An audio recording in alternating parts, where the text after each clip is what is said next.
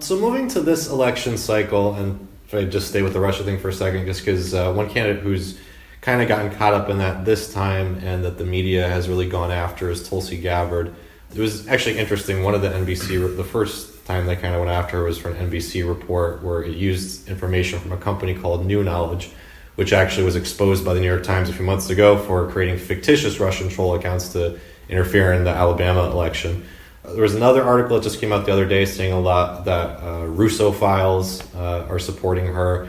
And it seemed, obviously her meeting with Assad years ago has been a big point of contention as well. So just overall, I'd be interested, what are your thoughts on the Tulsi Gabbard campaign?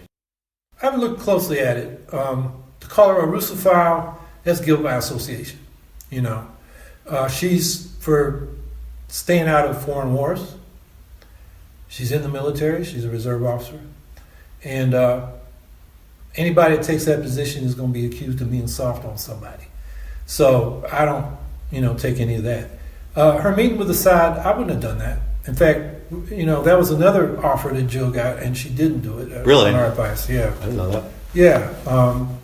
When did she get that invitation? 2015.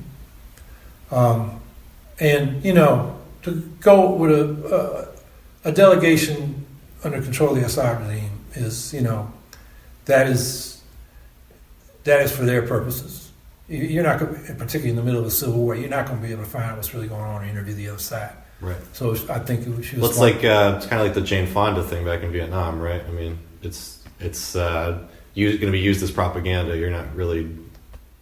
Well, I would say much worse to go to Syria under the circumstances with Assad. I mean, this guy's a butcher. He tortured that Canadian engineer, Syrian Canadian, on behalf of the CIA. And, New York Times last week had a story, and Democracy Now! Had the reporters of documentation. There are over 100,000 political prisoners, tens of thousands dead in this country and tortured. It's brutal. So, yeah, that would not have been a good one to take.